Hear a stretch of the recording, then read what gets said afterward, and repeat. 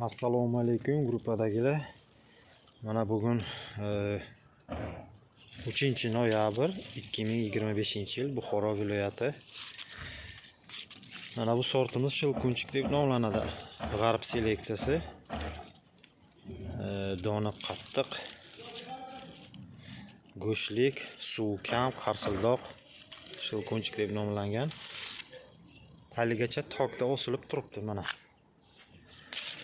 Mana bu yoqda ham bor, mana setkada edi bu. Setkasini o'sha yechib tashladim. Endi kesamiz buni. Chunki o'sha ertaga o'sha 4-noyabr o'sha sovuqlar o'sha boshlanadi mana. Tokda osilib turibdi, zo'r uzum ekanda. Hammaga tavsiya beraman. Hovliga ekkan uchun, yegan uchun, yeyish uchun mana.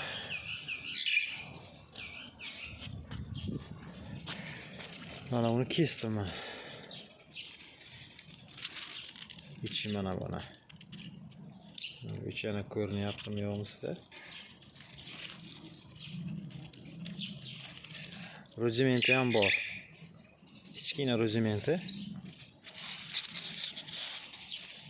Mana bu ikkinchisini kesdim. Bunda menimcha rudimenti yo'q.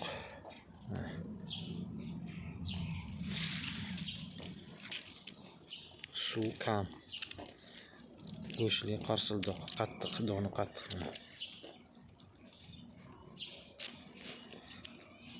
Bir tomchi, ikki tomchi chiqadi suv.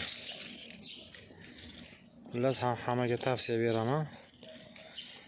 Nima o'rniga o'zimizdan o toyfilar bor-ku, o'shani o'rniga eksa yetishtirsa bo'ladi shuni.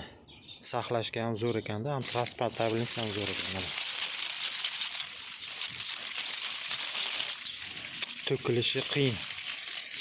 Mana juda ham zo'r.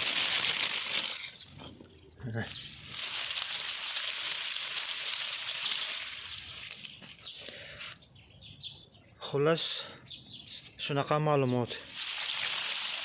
Sog' bo'linglar, salomat bo'linglar.